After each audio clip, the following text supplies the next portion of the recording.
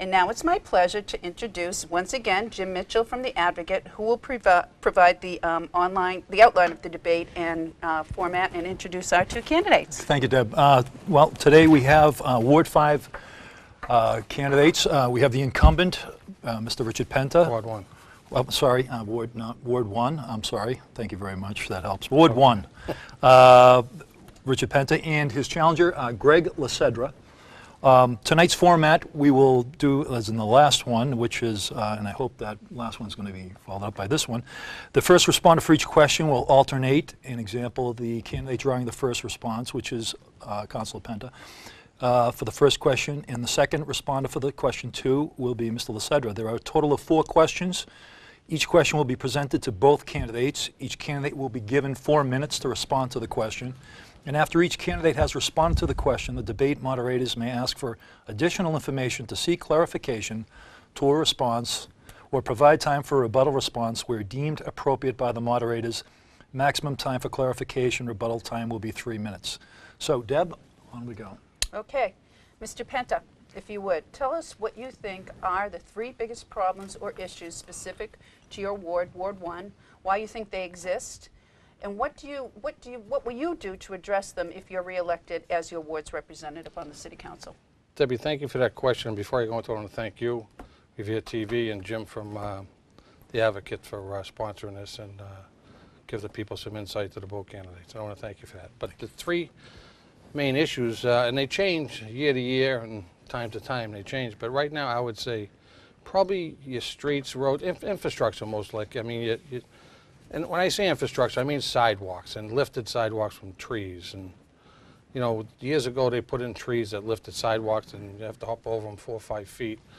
And, you know, a lot of people throughout, and it's actually a city issue, but in my ward, pertaining to Ward 1, it's an older area, you get the older trees that really lifted these sidewalks and stuff. And we haven't implemented something in the city when we're replacing sidewalks.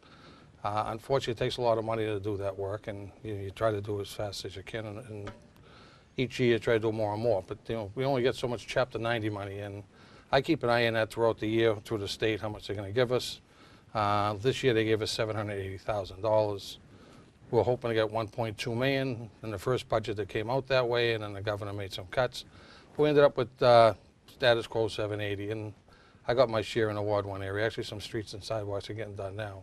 And besides that Chapter 90 money, you try to get what you can out of DPW. With this shorthand, you do some of these 1 panels, 2 panels. Just today, they did one on Sprague Street. They poured cement. Tomorrow, they'll be doing another one on Sprague. The next day on Summer Street in the Ward 1 area.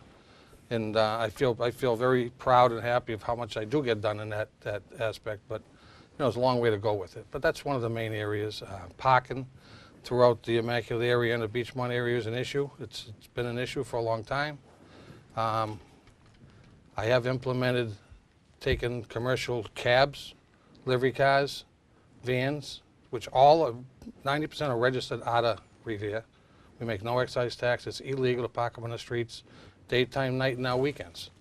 I passed that through a motion through the Traffic Commission, 24 hours it's getting tagged. Also, we increased the ticket to 25 to 50 because they'll gladly pay them. They're basically running business out of the house with these Boston cabs. And you know, a $25 fine served the purpose for them. They'd gladly pay us. We increased that, and I see it making a big difference on a daily basis, and I'll keep up with that. The third thing I think is the cleanliness of the city. I think people really like to see a clean city. I mean, you got, you know, the beautification committee, the Beachmont Improvement Committee, which I'm proud to be a member of, and they do leaps and bounds work. It's amazing what they do. The mayor started Revere Shines, but we actually isolate a lot of areas that get done on a weekly basis now, or monthly. Public stairs, which really didn't get done for 6 months or once in a while, but we isolated certain areas. We gave them to the DPW, and these are on a program list that they do generally once a week, you know, sometimes twice a month, depending on what the area is. Behind the Beachmont School, the Immaculate area up in the parking lot, municipal parking lot for Central Ave. The historical site, we try to clean up around the Sonny Myers Park. In the corners, you'll see debris and stuff. But these are areas that get done on a daily basis. And then you have the street sweeping program that, you know, I think it's too bad, you know, the weather prevails us from going year round. but I think it does a lot of good for the city. And those are a lot of the issues that I'll keep working hard on, and I'll keep trying to get money for. You know, everything costs money, but those are the three big issues, and I can go on and on with, everybody has their own issue, a personal issue with their house and stuff like that, but I know the other questions are coming down the road at citywide, and they'll tie into my ward also, and I'll bring those up then. But Thank you, those Mr. are the Penta. three main issues. Thank you. Hello, and thank you, Deborah, and thank you, Jim, and thank you, RevereTV, and thank you for bringing me into your home. First off, there's two different people running there, obviously, but there's vast differences. You know, Mr. Penta is part of the committee of for $63,000 allotted for trees, not only with the Chapter 90 money, of what he's talking about. In 1-3, I've been up there a lot. I met a lot of people, and there's a lot of problems with sidewalks and trees, and a lot of lack of leadership. Now, I could go on and on about up there, but the main issue up there is what I'm concerned about is the rodent problem. They are riddled from that police station that should have been ripped down, and I don't know what the delay is on that. And the bottom line there is there's a big problem. I went out with a veterinarian's technician the other day, and she was actually measuring the size of what it would be and what size it would be, and they're about this big. People are scared to go out at night up there. The second issue in Ward 1 would be the trailer park. It's riddled with crime down there. We know that. And the landlord should be held accountable, you know, through the building department and through code violations. Now, as a councillor, you know, I will see to it that that's done. There is a lot more to this. It should have been a 10-part question, but I'll try to keep it in a nutshell. The senior center down there on Winthrop Avenue, the Rossetti Cohen Senior Center, is lacking monies. First of all, for the shuttle bus, that was broken down for 2 weeks when I was down there, and people couldn't get back and forth. And the roof leaks. So their arts and crafts, they suffer, the seniors. Now, never mind that, the 45 Dolphin Ave complex, and sir, you are part of the senior committee, and really, frankly, it's a disgrace. There's drug dealing going down the first and second floor. People are definitely scared. They climbed in through the windows at night. There's so much activity, and it's unbelievable. The locks are broken. They haven't been fixed. And the seniors are suffering. And the biggest thing I've seen when they told me was the fire alarm is not connected to the fire station. And I just find that, frankly, unacceptable. And like I said, I really believe that it is time for a change. And I will be that change. I will be that voice for the seniors and for the rest. Thank you, Greg. Thank you. Rebuttal? Yeah, quite a bit. First of all, he brings up issues. It's very easy to throw issues out there and throw darts at a board. But it's also, you know, another thing, what are you going to do about them? And I thought that was the part of the question, but he didn't answer those. Very simple to do it. But the list in towers, in $4-point-something million just spent over the past 18 months.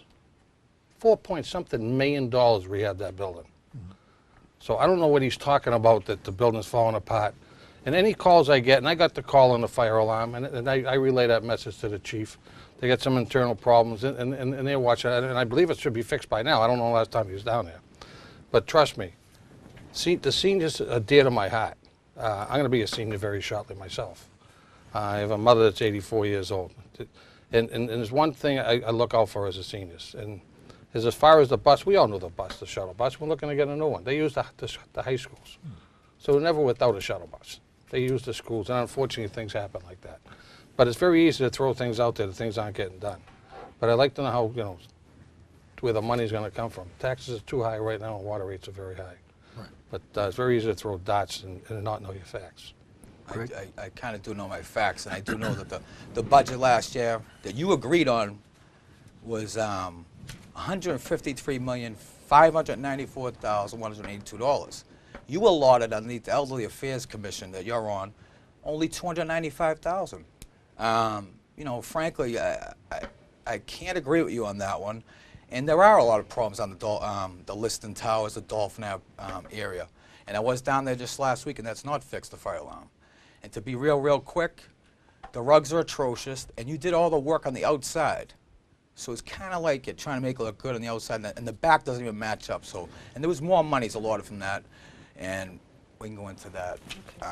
Well, just to state a fact, which is you're stating non-facts. Those are facts. No, I voted for a budget. Do you realize we cannot appropriate money to a budget to council? Do you realize that? Do you even know that? Do I even know that? The city council cannot appropriate a penny to the budget. We have the right to cut. We do not have the right to appropriate any money to the budget. So don't say I wouldn't give money to the seniors if I had my way. Oh, you know Okay? what? You know what? It's just on paper, and I'm so going by. But why don't we just move You on don't to know the your next facts. question? Sir, I just do get know my information. facts. It's all right, Numbers it's all of right. facts All right, are let's stop. facts, sir. All right. Please. All right, hold on, gentlemen. Let's move on to the next one. We're going to keep this going. The next question Goes to is Greg. going to be, question 2? Yeah, to Greg. To Greg, yep, is tell us what you think the 3 biggest problems or issues facing the city as a whole. That's the city as a whole. Why you think they exist and what you will do to address them if you are elected on your ward's representative as your ward's representative on the city council. So that's First, 3 biggest problems first off, or issues. the rising property taxes, which people are fleeing from Revere. I would address that and work to get federal grants and monies allotted or to try to even it out. The second issue would be the water and sewer rates. Now, what I would do is I have a plan, unlike any other. I would go to the 48 communities and the 42 greater Boston areas in the MWRA, and that goes out to Metro West and the whole connection. And I would work with the aldermen and the councilors and go to Beacon Hill and try to level the playing field. You know, we're getting squashed by this water and sewer rate. Everybody says it every year, they're going to do this, they're going to do that. This is a way to fight back at a monopoly and actually a monster agency, you know, and it's got to be. Now, getting on another issue, the 3-part question, I'm proud to say that I filed the DEA COPS grant. Now, it's much needed because it fits the criteria for Revere. And with the crimes and the monies allotted to Senator John McCain and ex-Senator Scott Brown, we can get the education for the children, get the rehabs needed, and we'll get the DEA work with the state police and Revere police and try to flush out the drugs. You're not going to get rid of drugs totally, but we got to try to flush them out. And, you know, we've been lacking leadership for some time, especially up in the 1-3 area. And, you know, I go house to house, door to door. I'm out there, and I know numbers from business, so I could do this job. Thank you. Okay. Rich, The 3 3 biggest top problems? areas, it's very simple, and he basically said taxes. No question on everybody's mind. Right. I happen to own a house in Revere. Yep. Only candidate that does. Okay? 3 of my children, all the children own houses. 1 on the same street I do. They pay property taxes. We know what it's like. Okay? You don't have to be a genius how you tackle taxes. There's 3 ways of doing it. You can raise taxes on people to make more money. You could cut services, and we're cut pretty thin. DPW is cut down to the bones, the police are down to the bottom, probably the lowest they've ever been. Fire department's not doing as bad. The only other way is bring commercial development in. And we are working hard than any city I know of to bring the commercial development in. And I'm proud to say I'm one person that knows the zoning issues of the city. We've been working on changing zoning to make it easier. My opponent brought up the trailer park. There's no question it's a blighted area. Working on the past probably month, I probably met with John Fexon, our development director, with people trying to buy that to put a hotel.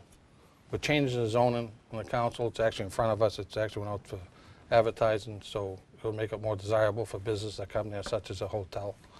So there are things in the works in that way, but you have to bring commercial development in. And you have to make the city a little more desirable to do it. And you can't be negative. I believe negative thoughts bring negative energy and negative things happen.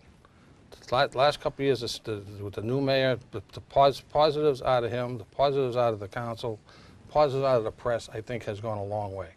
The positive just with RevereTV, the additions to what they bring, your newspaper and stuff. I don't see the negativity like we used to see it. And, you know, there's no place for it in the city of Revere. We're on a path going forward. And I see nothing but great things happen for the city. This city is a great city. I lived there all my life. Lived there 4 generations. My grandmother grew up in Beachmont, lived there till she was 90. So, I mean, that's one of the issues. The water rates, talk about ideas. I got a million ideas for the water rates. We are mandated by the federal government. All right, second of all, it's the federal judge that mandated us to pay them WRA. It's not the state delegation, not up to the State House. So if you're going to go up there, you're wasting your time. But it's the federal government judge out of New York that actually did that. But unfortunately, we're mandated by the federal law. A judge, again, federal judge, again, said we have to spend X amount of dollars to fix X amount of stuff because we let it go so far. Okay, and unfortunately, the taxpayers, it's falling on them. Now, how do you do it? You can stretch it out over things. I know the mayor's working hard. I know he's met with, not now Senator Markey, then Senator Congressman Markey, but working on this, try to stretch it out. Second is I put a motion in to try to go into Water Sewer Commission. City of Medford has it. You have to have 50,000 people. We've reached that plateau. Now, what that brings you, it brings you eligibility of grant money, puts you on top public safety as water where it should be. I mean, but water is probably the most precious thing that we have and should worry about. But the DPW right now, their water department has probably 6, 7 people on any given day, maybe 4. The city bought, and you can talk to Mayor Ambrosino, who asked him to buy this, a truck that they're getting in December. $250,000 this truck cost, through the descent order. We use that money. So it's not taxpayers' money, it's money that was spent towards this problem. In the past 5 or 6 years, we spent $600,000 to $800,000 in outside water company. And 2 men can drive that truck around and do other stuff for 10 months out of the year. So right there, you're going to save $600,000 to $700,000 a year. I'm looking at buying other equipment. We're looking to buy. I'm sitting down with the mayor right after the election. I know the racetrack issue was a big issue to him and stuff, and a lot of ideas, and some of them I've been working on for the past year or 2. And I think if I can pull this off, Donnie Goins actually wants to sit down. He's in favor of it. But there's a lot of money you can save there. Unfortunately, there's not much you can do about it. Right, right. So, and then the drug issue, that's a main issue everywhere. Great. But trust me, appreciate Revere Police know a lot more than you think they know. And in the senior building, the Beachmont Corner, I was actually part of something down there that actually did a thing. And you know something? They're down there. They know the issues. People call me, I call them. Unfortunately, drugs are a problem, and we have to take care of it. I mean, people shouldn't have to live near a drug addict or a drug dealer. Right. Thank you. Thank you. Now, on the MWRA issue, you're right. And if all these councilmen and aldermen got together with an approach and went in front of the federal judge, this could be reversed or revised or you know, maybe amended. And I'm sure you know about that. The other thing is getting back into, you know, what you said. This is just the same old that what you've been doing. You know, you're taking credit for something that you've never really done. You know the numbers are here. They're facts. They're all numbers. You know, it's just time. It's time for a change, sir. What numbers do you have? Let me read one. Well, all the numbers I gave you, and what numbers? You give me something about the MWRA. What's the numbers? You put 200,000. You're going to get a truck. You're going to do this.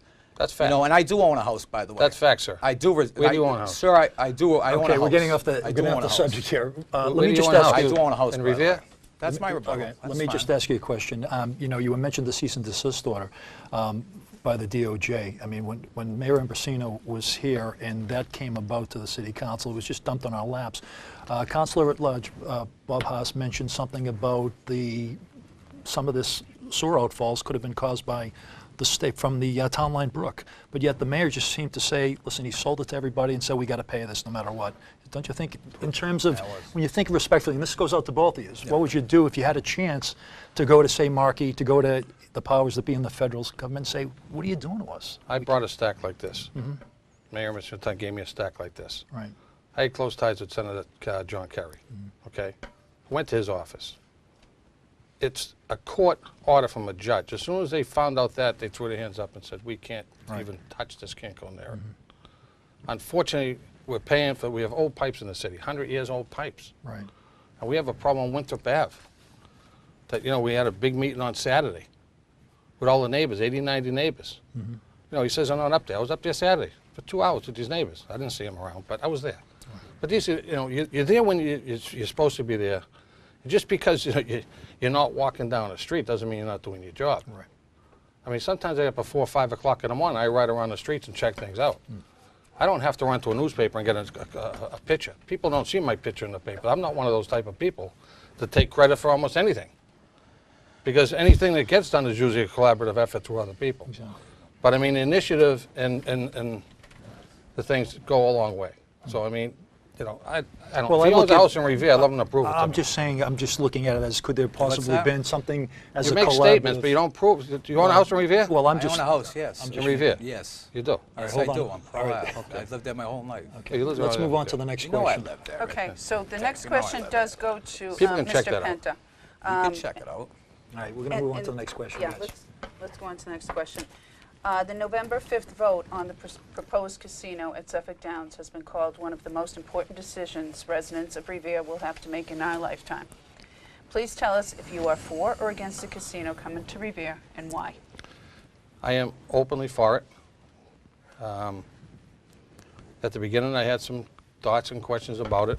I kept to myself where I was on it, but when I found out all the facts, figures, and what it's all about and what Revere has to gain, I am no question 100% for it. And I'll explain why.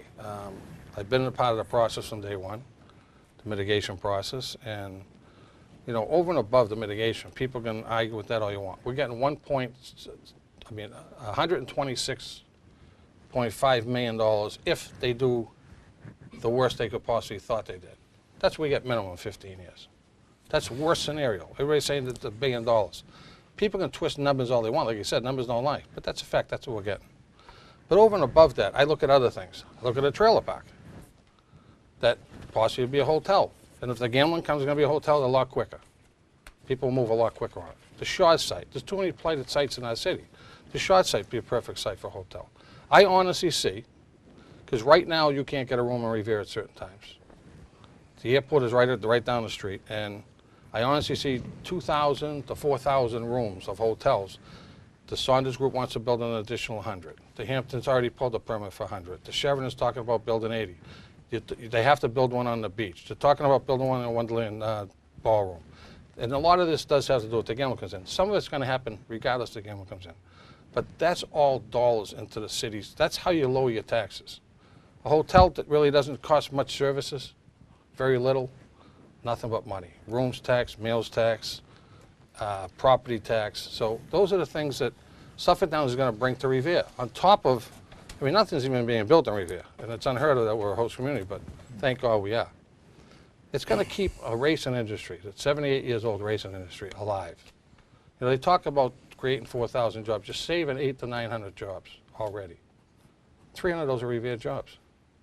I mean, that's reality. That track, anybody knows anything about horse racing, that track will not survive if they do not get the license. It's going to close. You have a beautiful landscaped racetrack that's a mile long that's going to be developed on something else with zero mitigation money. The alternative, if it goes to Everett, really scares me. Because we're going to get everything everybody's talking about and no mitigation. And the one person that really sold me on this was Senator Peczka, my friend. Senator Peczka at the beginning, I don't know if people realize this, was against gambling. And all of a sudden he went down to Pennsylvania. You can talk gambling in Vegas. We're not Vegas. We're never going to be Vegas. We're not Atlantic City. We're not never going to be Atlantic City. We're not Foxwood, just out in the boondocks. We are like Parks down in Pennsylvania, was a racetrack, 55,000 people in the community, same type of thing we have.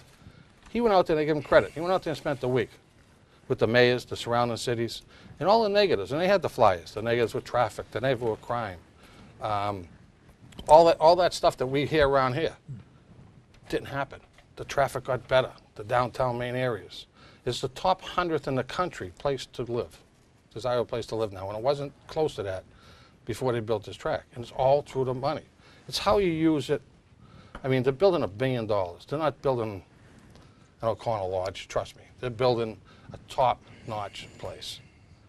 And with it, the city's going to go a lot of places, trust me, especially with the money used in the right way. And you know, the chamber, I give them credit, they're involved in this. They're part of the community, the business is part of the community.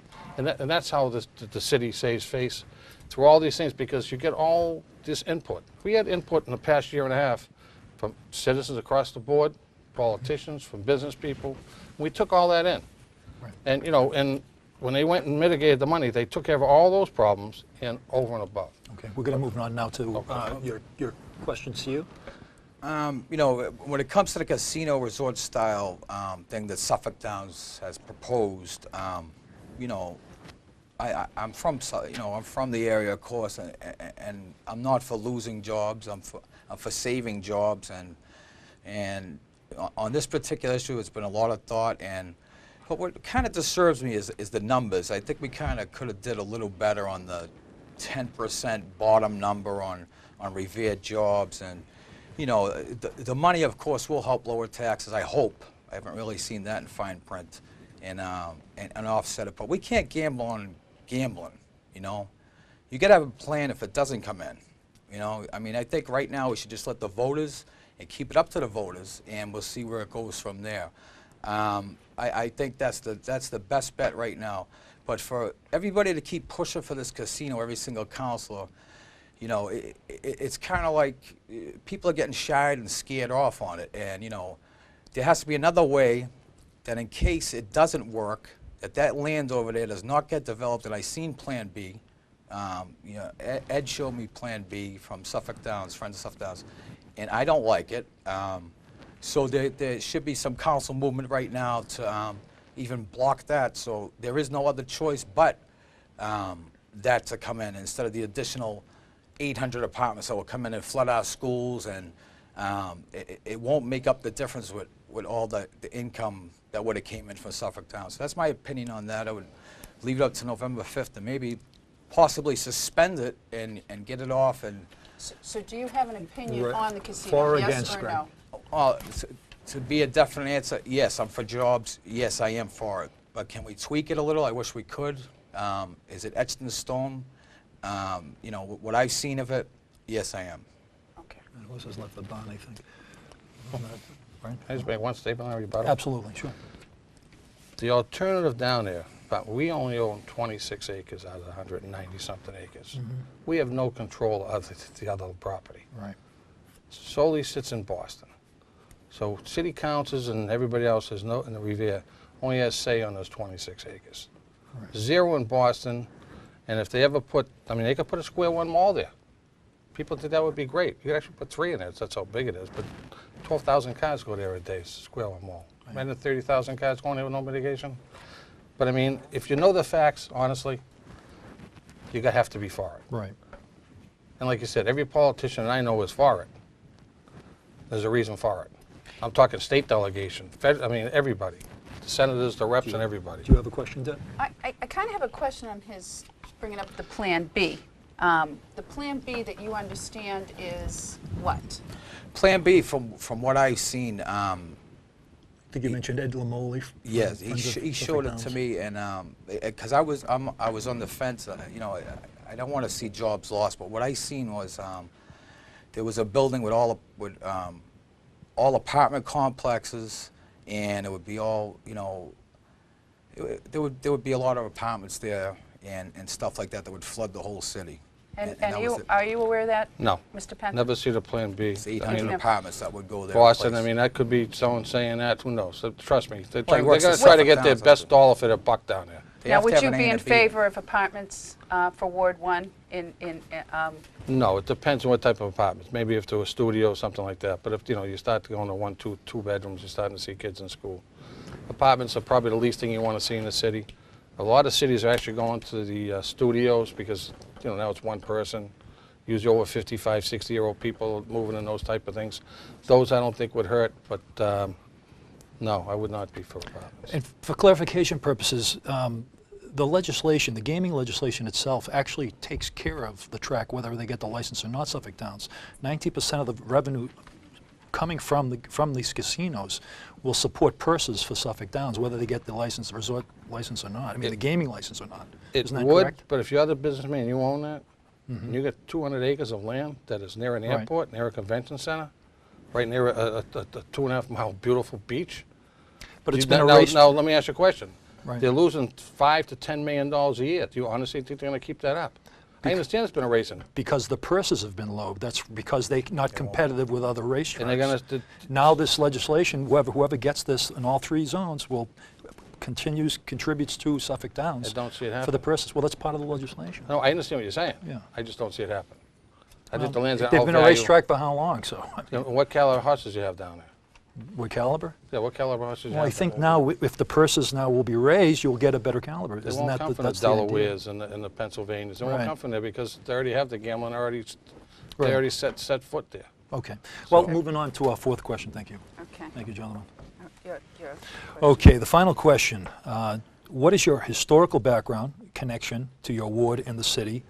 What qualifies you to be city councilor or to be reelected as city councilor? And what do you believe are the major differences between you and your opponent, and why should the voters in your ward vote for you? And I think they would be going to, start with, yeah, no, Greg. Yeah. I'm sorry. Mr. LaCedra. I'm a lifelong Revere resident, and I've been here for 44 years. We get a different background. I have a degree in business administration, and I always worked. My first job was a paperboy at Revere, in Beachmont. I love Revere. I love everything about Revere.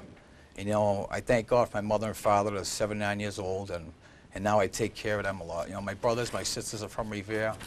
I work as a property manager, building property manager.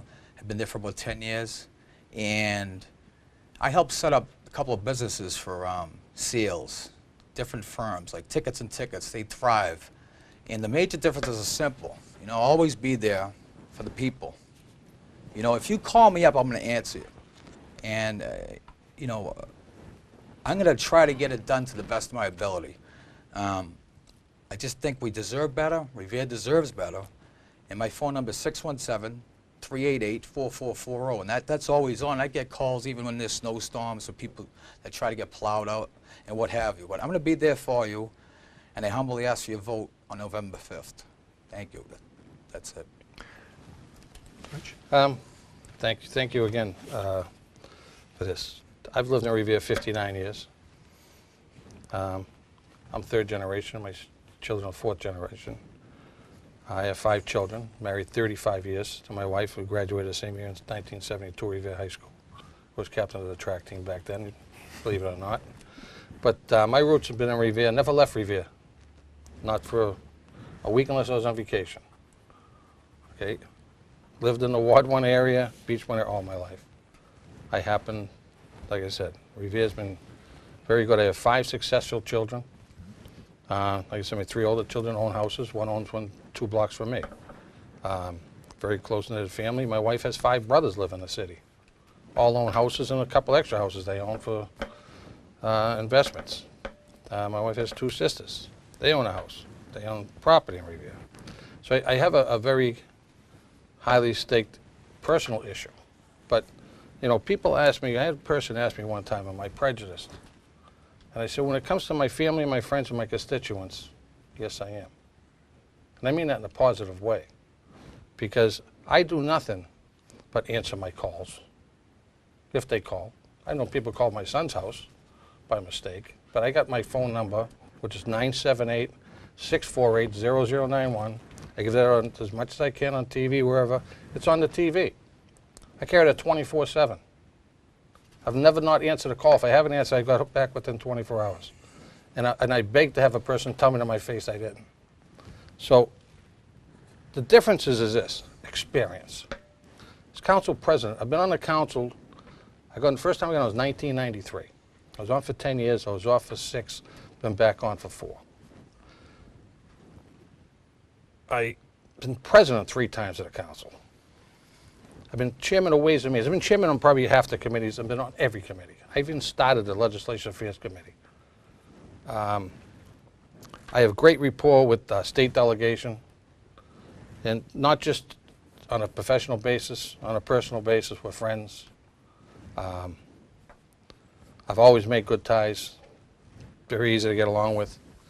But the biggest difference, I think, is your credibility. There's no question in your mind. When I heard here tonight, I've lost a little credibility I thought he might have had when he said he owns a house.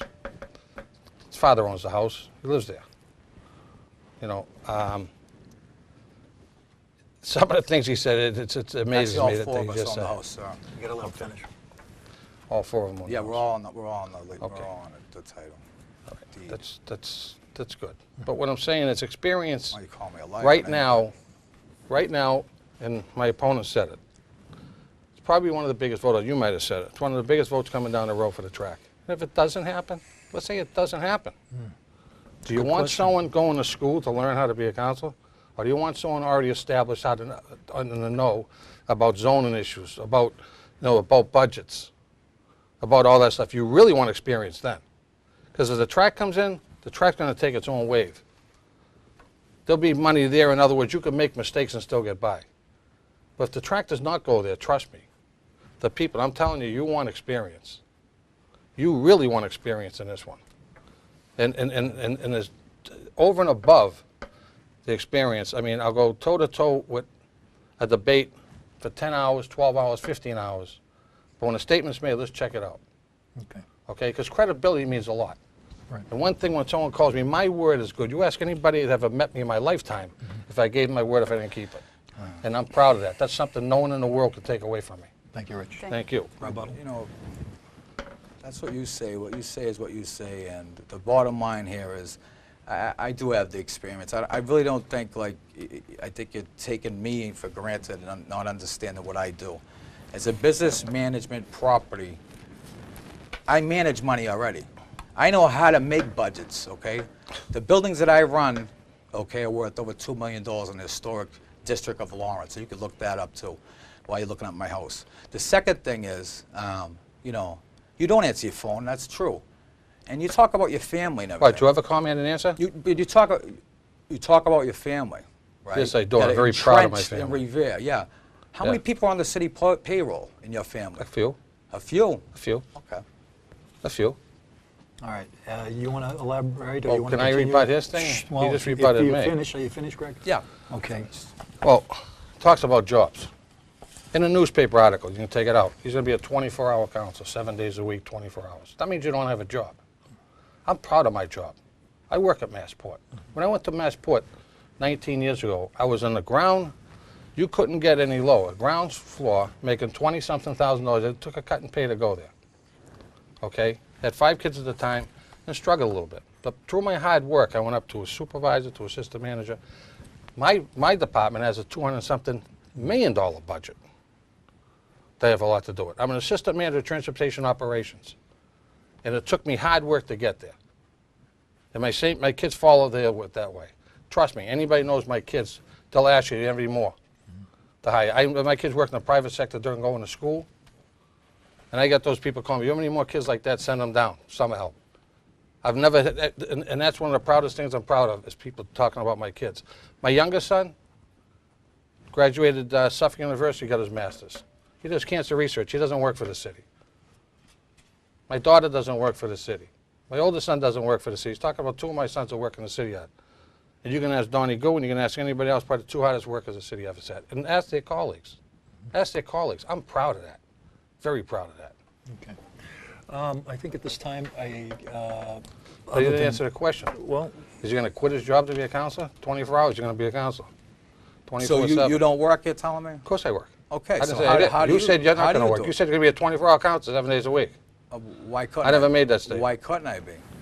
I can't see I can be 2 Why places at the couldn't I same be? time. okay. Let's, Well, if somebody calls them and answer the phone, at least give them a response. do you want to add in some a timely follow-up? Do we have any other fashion. questions we You want should to watch Good this. answer, Watch Rich. the Gentlemen. statement you make. Okay, let's, Okay. Are you threatening me? do you have No, I something said you you wanna- watch you it for wanna add to yourself, your this? own credibility. Hold on, gentlemen. We have about 5 minutes left, less than 5 minutes. So what I'd like to do is just ask something. I know right now we have the big vote coming up on November 5th. We're looking at something that's very important, obviously, to the future of the city. One of the questions I posed in the last, with the, oh, I get this right, was it the Ward 5 candidate? Yes. Was what if, and I asked them both, what if this doesn't pass, what would you believe, what do you think would be the best direction for the city to go as far as, you know, if it's not, you know, the gaming license isn't awarded? What's your idea? Greg, what would you think is the best plan for the city if they don't, you know? You know, it is, a lot of the land is in Boston, and the best plan for the city would be to, the part that's in Revere, the 28%, I believe the council should act right now, immediately, and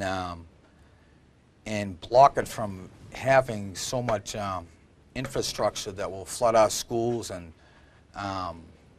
bring so many people in. Now, I know there's got to be a way. I know you said you know everybody in Boston, the Boston City Councilors, all the way up to the senators and all that. So maybe you could work with them, right? With your experience and all the things you know, and all the people you know. You say it's impossible to work with Boston City Councilors. Maybe you can just do that, right? And get the water and sewer rates down, the property taxes down, and work with the elderly. Okay, because you know so many people with your experience, because you said you've been there since '93, right? All right, let me, okay, so, I've been a lot longer than '93, just haven't been elected in '93. no rebuttal, as far as, I'm just going to pose the question to you. What would the city do, right? What do you think? The city's going to do what it's doing now. Do you think that the mayor, the city council, the economic development, Frank Stringy, said it's the track and that's it? Right. We're meeting people all the time to try to bring them in. The track, that's 26 acres. I mean, it's a good site. There's more acres down at Wonderland Dog Track.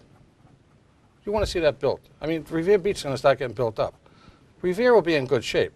Revere has good leaders. Trust me, they have good leaders that are experienced. Do you think everything is edging on Suffolk Downs? Far from it. This city's going to move forward with it or without it. But I'm saying it's going to move a lot quicker and a lot better and a lot painless. Won't be as painless. I mean, I'm going to give you a perfect example. The stadium up the street here. Long time overdue. When I ran track, you couldn't have home meets then. It's not a mile track. Right. $2.7 million grant money. The mayor, it's $5 million to fix it. If the casino comes in, they're going to pay $2 million towards that. We already bonded that. That's already bonded. It's already lock, stock, and barrel. We're getting that done regardless if the track goes in. That's a done deal. The good thing about it is we got $2 million as a gift, not mitigation money, as a gift to say, take that off the tax roll. Those are the type of things that Suffolk Downs is going to bring over and above. Beachmont Corner, I have in there $860,000 to improve the road construction down there and everything else, just to make life better. Up the street, we already made a one-way coming out of the Beachmont School. Small project, but goes a long way when it's about traffic. But the city is moving forward on a daily basis. It's not the track. You think I dream about the track every day of my life? It's a big issue coming. It is the biggest. But we multitask in the city. We do it pretty good. Okay. You know why? Because we've been around. We have the knowledge to do it. Right. Thank you. Thank you. Okay, can I just rebuttal on that real quick?